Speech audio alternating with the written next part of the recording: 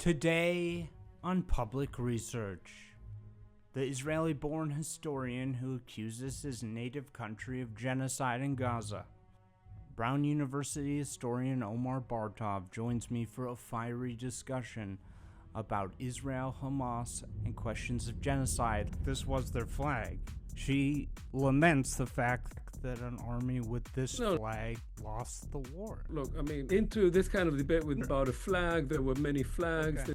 Hamas has rejected deals to end. No, Hamas has not rejected. No. None? No. I mean, there was a deal on the table, and that so deal Hamas was hasn't rejected any deals. No, Israel has rejected them over Only and over Israel. again. Hamas has never rejected a deal. There was a deal on the table. All I was saying is Israel has proposed deals that Hamas has said we don't like. I think everybody agrees on that, right? Well, no. There is no war in Gaza. When we talk about a war in Gaza, we're using euphemism. There is no war in Gaza. So if Hamas thinks the war is still going on, but you don't, no, of course not. Who should we believe? Look, I mean, Hamas is a terrorist organization. Many Jews would have come to America in the 1930s had they been allowed to. And in that sense, the United States could have helped European Jews much more had he just let them in when they were desperately seeking refuge. So that's on that issue. On the case of the Palestinians in Gaza, look, now it is true that many thousands of Palestinians, if they could, right now, because they live in a catastrophic situation. The energy is gone. We want to travel. We don't want to stay in Gaza. Many of them would have left had they had a place to go to, and they can't leave. And nobody will take them in. Now, why will nobody take them in? Partly because if you agree to that, you're actually working along with the Israeli government. So you're glad Egypt is not allowing them to escape the genocide? I'm saying you're basically participating in ethnic cleansing. All that and more on today's episode of Public Research.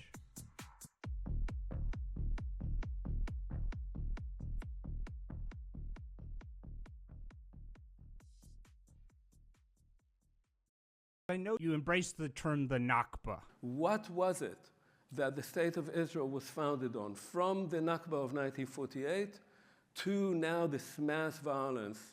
If you regard it as the Nakba, if you could get back in a time machine, and both sides, the Israel side, the Arab Liberation Army, this was their flag, a knife going through the Star of David, which side would you have fought on?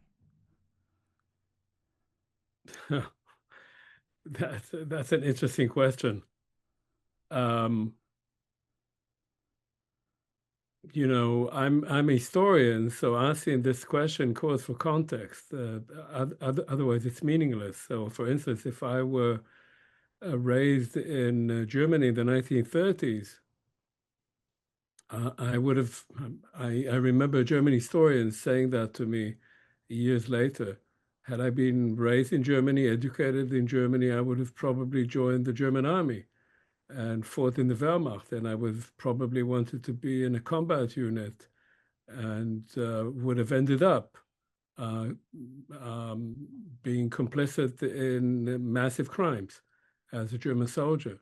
So it depends on, looking at the past and trying to judge people from the perspective of the present is not a particularly useful historical exercise. My parents, my father and my mother, both fought in the War of 1948. And they're the people who raised me. And so for them, fighting for the existence of a Jewish state, my father having just been released from the British Army, having served in the Jewish Brigade in World War II, and having seen, in fact, his most, I think, profound experience was not that of fighting the Germans in northern Italy, but was the encounter with the survivors of the Holocaust. So for them, it was obvious that they were fighting for a Jewish state that would be the only framework, as they believed, that would prevent another Holocaust that would give Jews a state of their own, a government, a police, an army, that they would not have to rely on other people. So I assume that had I been, say, in my father's shoes, I would like to think that I would have acted like him. In retrospect, when you look at it from the present, you can say that there were decisions made at the time. These were not decisions of people who were 19 or 20 or 21 years old, and those were the fighters.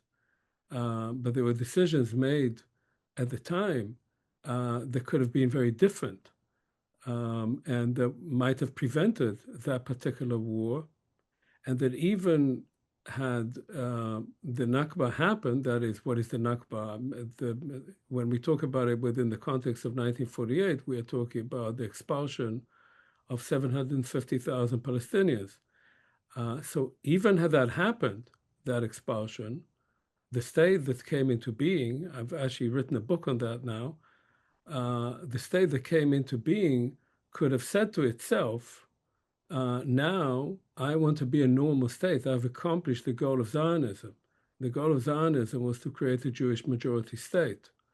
And now what will be the nature of that state that I created? We have now a majority of Jews. We have only 150,000 Palestinians left. They're a minority. They're 20% of the population. How do we create a state that would be for all its citizens? And there would be a state that would even be able to come to terms with the fact that it just expelled the vast majority of the Palestinians from its own territory. One way to do that would have been to fulfill the commitment that was made in Israel's declaration of statehood, that is known in Israel as the Declaration of Independence. And that declaration made on the 29th,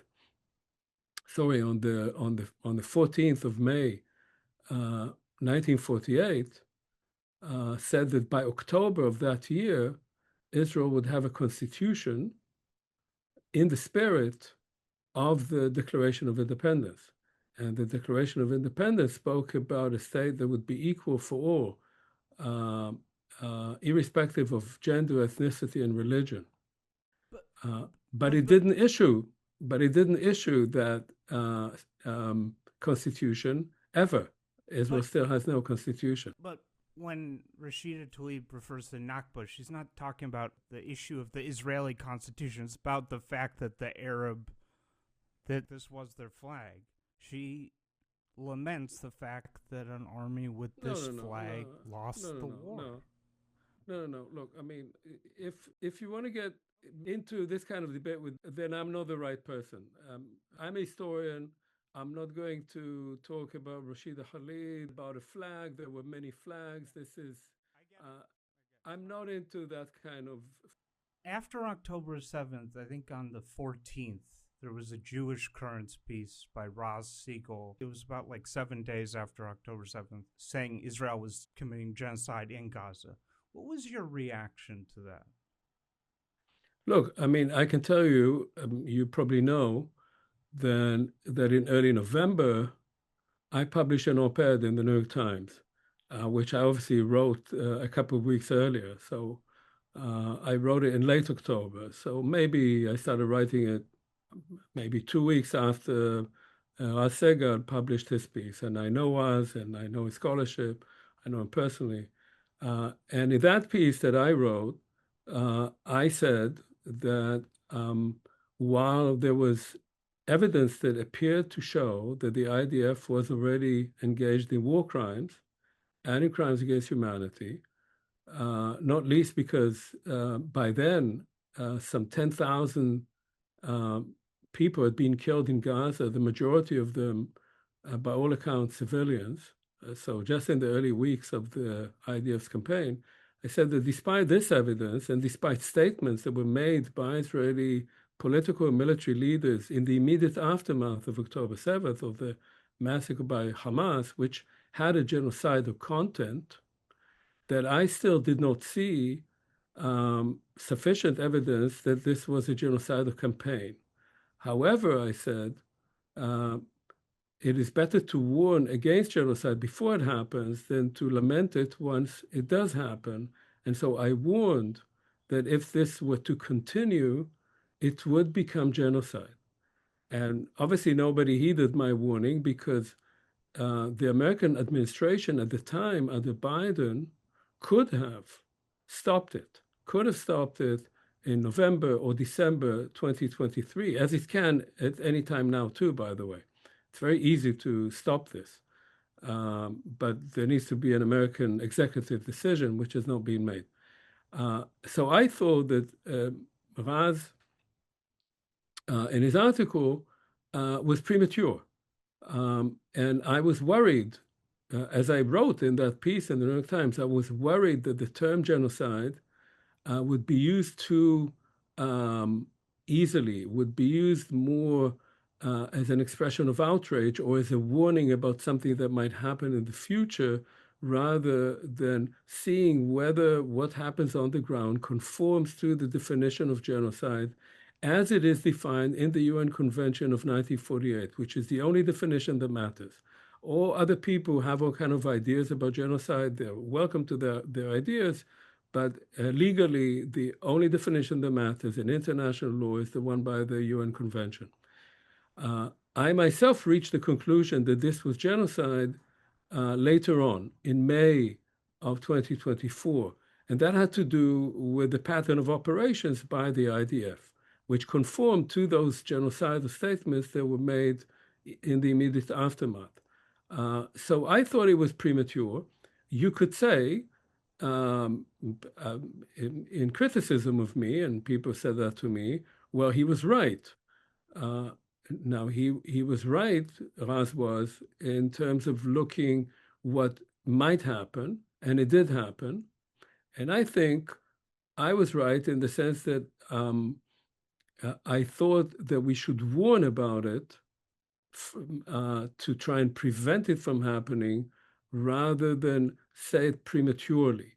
And since I wrote about this, and I wrote about it initially in August of 2024, I think nowadays we have a majority, I'd say a consensus, of genocide scholars and experts in international law who over 2024 and early 2025 have reached the conclusion that what we are seeing is genocide. And it's hard to find reliable scholars, not people engaged in, all kind of Twitter wars, but people who are actually scholars and experts who by now are willing to say that this is not genocide. You will find it, of course, from Hasbara, from Israel, and so forth. But these are not people who are looking at the facts, but people are manipulating them. So how many genocides have this element of, I mean, I don't want to be crass, but how many deals to stop the gas chamber were the Auschwitz Jews offered, or the Armenians, or the hostage element, the fact that this was provoked by an attack, that they, isn't that pretty unique to this? No. Compared to. No, it's not. I mean, I wrote about this again, the first genocide of the 20th century is a genocide that was carried out by the German Imperial Army in 1904 in what was then called German Southwest Africa and is now known as Namibia. And what happened there were Germans who had started coming to that part of the world as settlers in the late 19th century, and they built farms, and they started cultivating the land. The problem was that there was a people there called the Herero, and that people, which numbered about 100,000 people, were cattle herders. And so as the Germans were settling that land, they were taking over the land of these cattle herders, and that caused epidemics among the cattle and was destroying the way of life of the Herero. And in 1904, the Herero rebelled against these German settlers and raided several farms and killed about 100 settlers, massacred them. And the German commander on the ground, who had a very small military contingent, contacted the homeland, Germany, and said, hey, listen, we need an army here. And they sent 10,000 well-armed troops and carried out genocide of the Herero.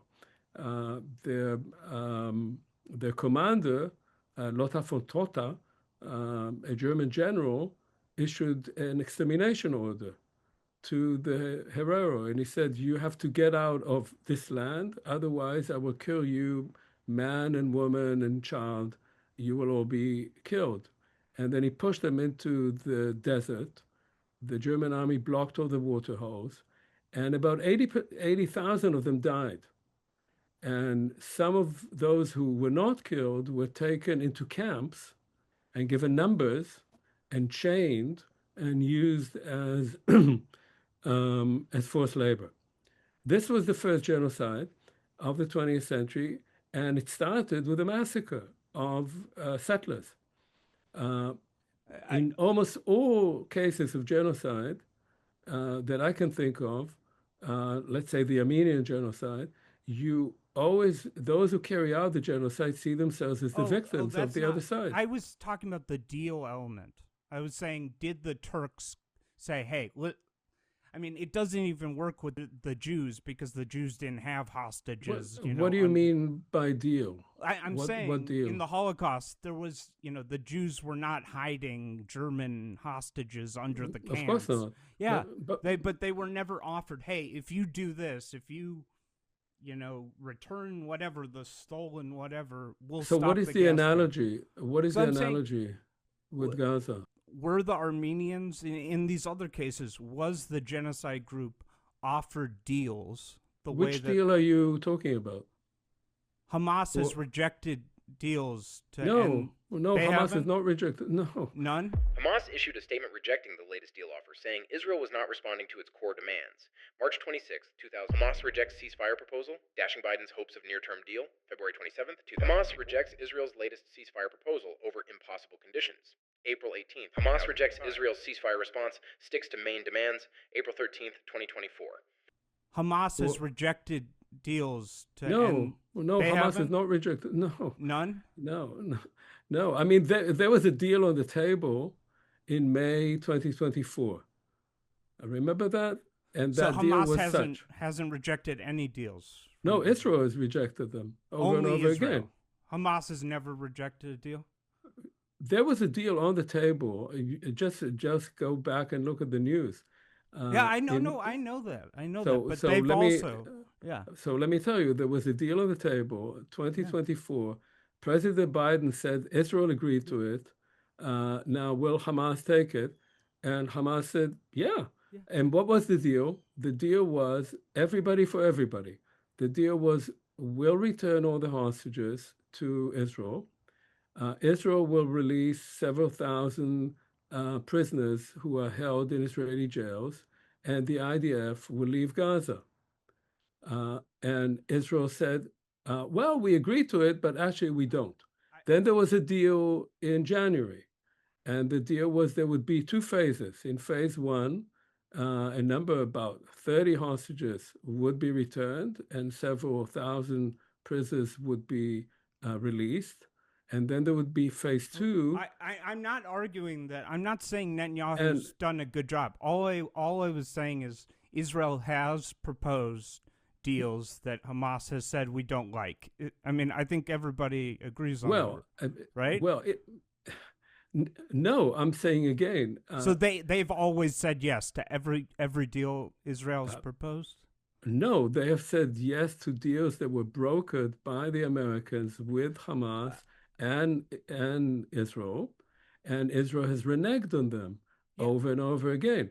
This is why the hostage families are so furious. I should make clear, I hate the way Netanyahu's conducted this. I think it's been totally idiotic. One thing I disagree with you on is I was watching your talk at Boston University, and you say, almost conspiratorially, like, you know what the real plan is. You say it in the talk. Which plan do I say I know? You mean the plan by Israel? I have a clip of it. And what are the goals that Israel set for itself in conducting this war. Israel claimed that it was going to fight to destroy Hamas and to release the hostages. But what was the actual goal?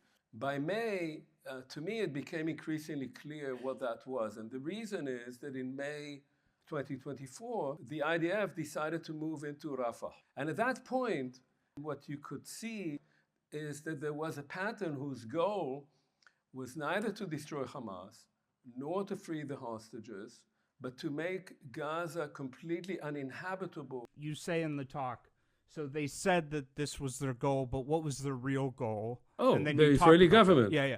Yeah, So of there course. was, interestingly, a podcast with the former editor of the Jerusalem Post, Yaakov Katz, a few days ago. And he said something that I think is pretty clear, that they have no plan. No, that's not true. But, I mean, you cover this on a daily basis. I think you and I both know it doesn't look like there's a very clear plan right now that Israel has for what it really wants to happen. Like, if the war were to end tomorrow, okay, who governs Gaza? We don't know. Now, how is it that we still don't know almost 2 years into this thing? I don't think even senior officers in the IDF or even the government, as you said, could tell you. They've tried different things. They did a blockade basically for a month. That didn't work. They tried the GHF. That didn't work. They had to regroup. They've tried different strategies. But you think Katz is wrong? All these people saying that Netanyahu doesn't really have a plan. How do you know? Why is Katz wrong? Well, I don't know why Katz is wrong. I don't know the guy, and I haven't heard him, so I can't say anything about him. But I do know what Netanyahu and his government are saying. And all you need to know is Hebrew, because what they say in English is one thing. But if you follow what they say in Hebrew, and you follow the Israeli press, you know exactly what they want. What they want is to, and that's Netanyahu and Smotrich and Ben Gvir. These are the three major figures in the government. The others don't matter. There's a Katz, Israel Katz, who's now the Minister of Defense. He's a nobody. He was put there by Netanyahu just to sort of act as Minister of Defense because he fired his previous minister who actually had an opinion and stature. And what they want, they say, they want the Palestinians out of Gaza.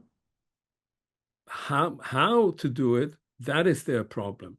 They're trying various ways to accomplish this, but they want the Palestinians out of Gaza, or at least large numbers of them. And the way they're going about it, and they've been going about it from day one, is to make Gaza uninhabitable for the population.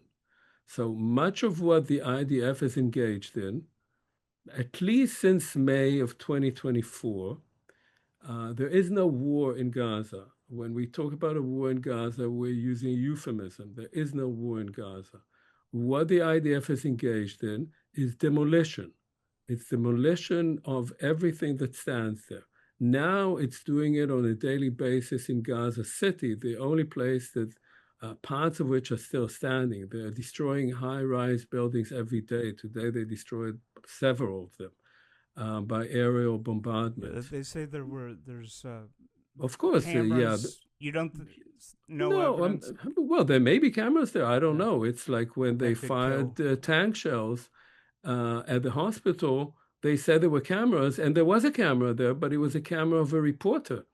It was a camera of a TV camera, because they are targeting also journalists. But the general plan, and that's the important point here, is to make Gaza uninhabitable. By now, the Palestinian population of Gaza, which was before the war one of the most densely populated places in the world, is now in about 20% of the territory.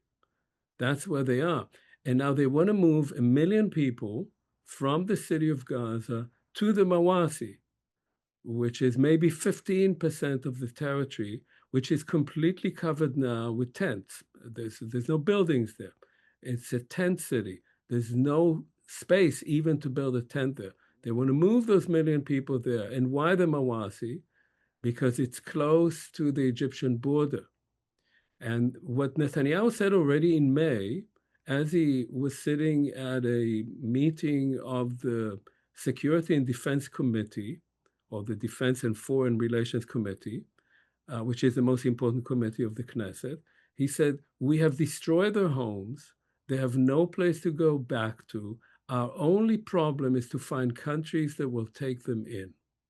That's the plan. So you say there is no war. Hamas is operating in Gaza, but it does no longer has the ability for organized resistance, and therefore it isn't actually a war. There's a quote from the head of Hamas in Gaza from 2 weeks ago where he says, we can't analyze October 7th till the war is over. The war is still raging. An analysis of October 7th and its results cannot take place while the war is ongoing. No one can analyze the outcome of any war while it is still raging. So the head of Hamas says the war is still going on, but you say it's not. So why should we believe you? Do you know who the head of Hamas is? Yeah, I have his picture. I don't have his name memorized, but he has a funny face. Yeah, because no one remembers his name anymore. You know why? Because there is no leadership to Hamas anymore in Gaza. Israel's killed all of them. So there's actually no organized... Yeah, no, but I'm saying there's no organized Hamas. Well, this is a real Gaza person. anymore. This is. Yeah. I'm not making this up. So, of course, but there is so actually... if Hamas thinks the war is still going on, but you don't, no, of course not. Who should we believe? Look, I mean, Hamas is a terrorist organization. It obviously is trying to hold on to Gaza, but it's presenting no organized military resistance to Israel. That organized military resistance was finished off at the latest, probably much earlier than that, but at the latest in May 2024. What you have are guerrillas. There are thousands of youths, half of the population of Gaza under the age of 18. These are many people who've lost their families, who've lost their homes, and you can easily recruit them to act as guerrillas. And that's what they're doing. And nothing, the IDF chief himself, the chief of the IDF, the chief of staff, just said yesterday, was quoted as saying, because he's a rational guy, he said, look, even if we take over Gaza, even if we destroy all of Gaza, the fighting will not end. There will be guerrilla resistance there. The only way to stop that, to put an end to it, is either to remove the entire population from there, to simply move them out or kill them all, or to reach a political end to the war. And Israel refuses to have any political end because there has to be an alternative political leadership there in Israel. Netanyahu is adamant about not having an alternative political leadership there. Listen, I think Israel should basically pull out of Gaza and sort of say, I would say, you're not going to get any reconstruction equipment until you release the hostages. But I've been against the bombing because I think I've been against the bombing for a long time. Look, I don't think that's pulling out of Gaza like this would also not put an end to anything. This is what Sharon did in 2005. This actually, the way to put an end to this and the way that Israel could have behaved already immediately after October 7th would have been to say, look, Hamas is a criminal terrorist organization. It's not good for us, and it's not good for the Palestinians in Gaza. Most of them didn't like it very much. We tell you, help us remove Hamas, and we will help you after that build a viable place for you connected to the West Bank so that you could live in peace and tranquility and equality next to us. I think they should have done a much more dovish policy. We agree on that. Let me ask you a question. Actions and statements. So if I told you right now, my house is on fire, I'm in grave danger, and then I watch Star Wars for the next 6 hours, I don't move, you would be able to reasonably say, my actions contradict my claims, right? So let me ask you a question. During the Holocaust, German Jews got on a boat called the USS St. Louis, tried to get into America. American Jews said to FDR, you should let them in. I have to ask this. You say that the population in Gaza is being genocided by the Israeli government, which has enough bullets and bombs already, even if America cut it off, to kill everyone in Gaza if they wanted to. Have you written anything? Have you ever advocated, even one time, for Egypt to open its border with Gaza so that these people can survive this almost certain death from genocide? So let me say to you, first of all, the analogy with the United States is interesting because the United States passed laws that did not allow East European Jews and East Asians to come to America already in the early 1920s. So it had a kind of racist policy at the time that now this current administration is repeating. So this was not just one boat. Many Jews would have come to America in the 1930s had they been allowed to, and they were not allowed to come into that country.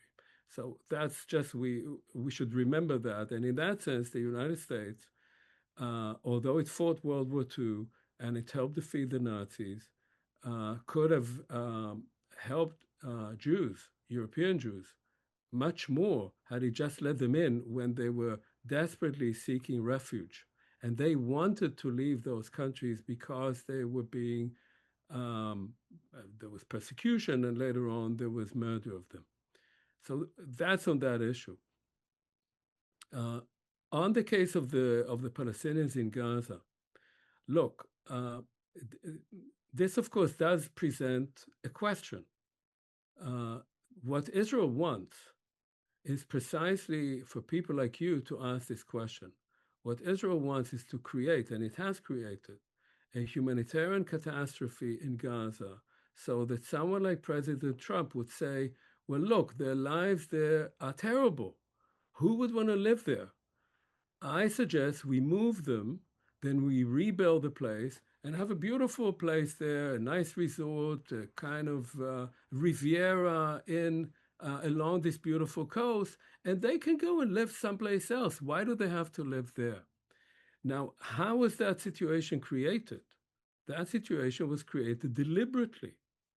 The whole point was to make it into a humanitarian disaster, create what Israel calls a humanitarian city in Rafah, which is a concentration camp, of course, so that people can leave it only if they leave the country altogether. So you first of all have to understand that your question actually works alongside Israeli policy. It's what this government of far-right people want people like you to ask.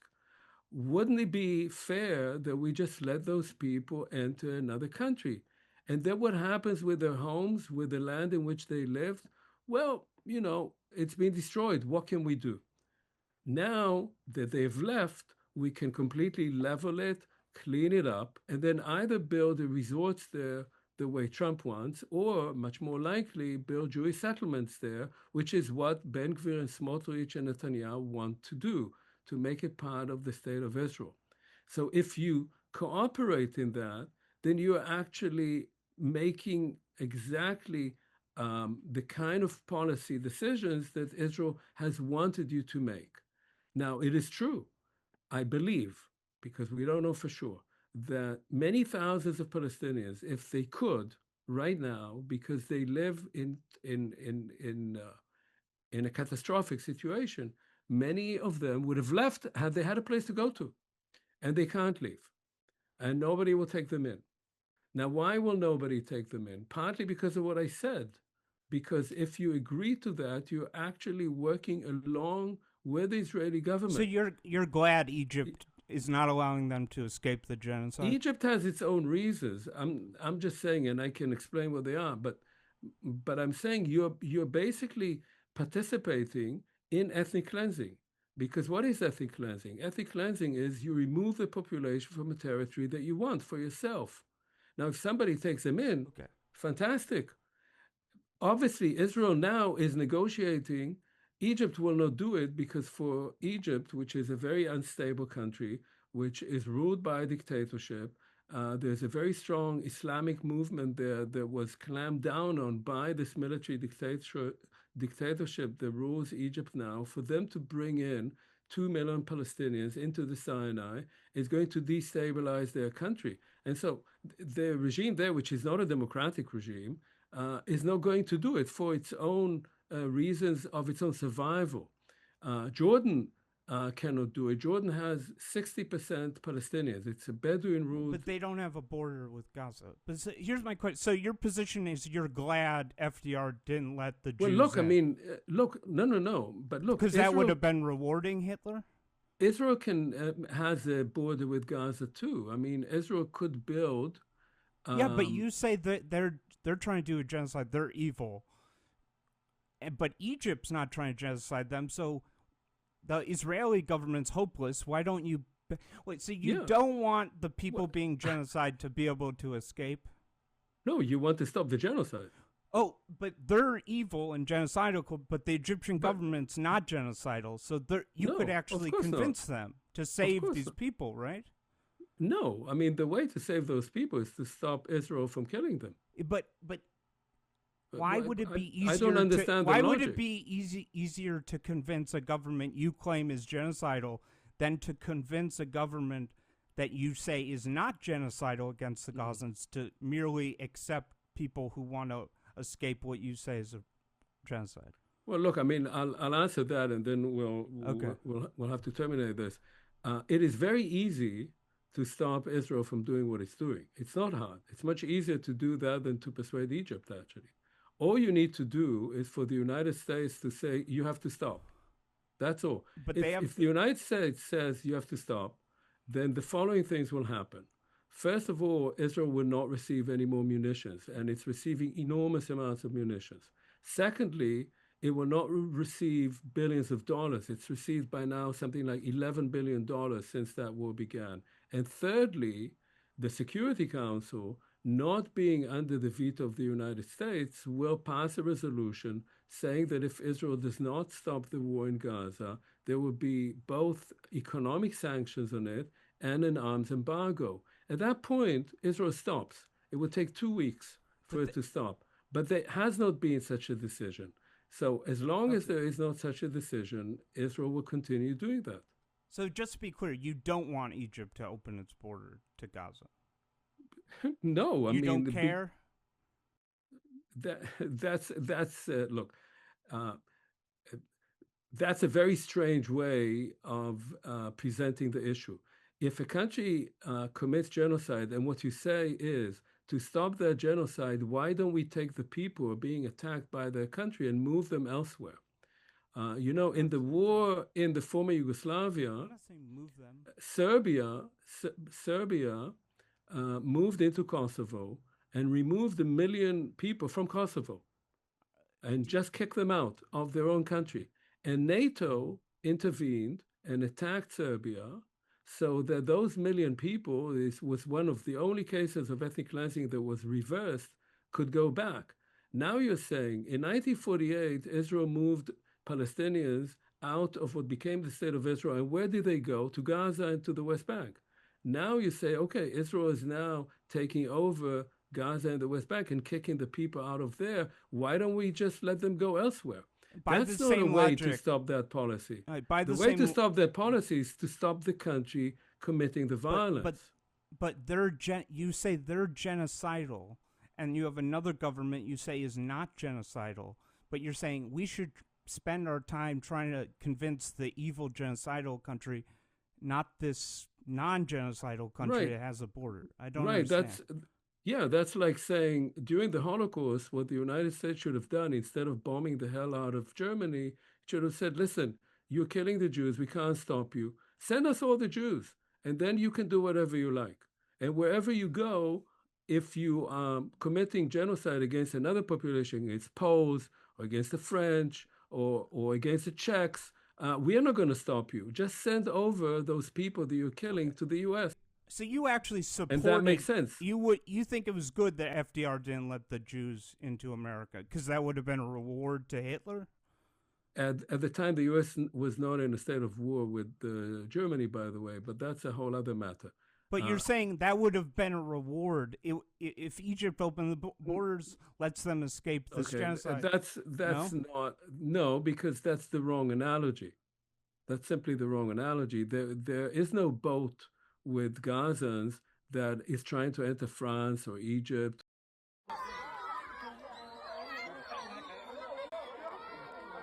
Or anywhere. There are Gazans people that want to leave, right? People have called me a traitor for saying that I want to leave Gaza. We don't want to stay in Gaza. Well, you don't know that. I don't know that. There's videos, many videos. Videos are videos.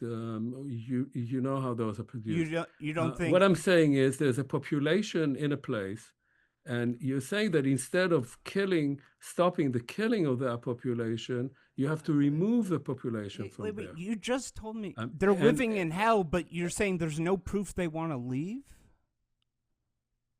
Well, we don't have that proof. We know that people are now in Gaza under bombardment, and they're still there. Over 2/3 of the population of Gaza, people don't want to leave their homes. Do you want to leave your home? If you're saying these people are being genocided, they're living in tents, but you dispute that any of them want to leave? I don't know how many of them want to leave. I suspect that many do. I don't know how many. I suspect that many do. You have and no I'm opinion on that whether if they should be allowed to. No, what I'm saying is that if your policy is to cooperate with those who are committing violence against those people because they want them to leave, and you say, okay, then why don't we just kick them out? And so there won't be any more violence. I'm not saying kick anybody out. I'm saying, well, were you against? That's what the Israeli government is. Are you against Poland letting in the Ukrainians? Listen, I'm Okay. that's good Thank enough. you. I think you made your point, and I did. All right, bye bye.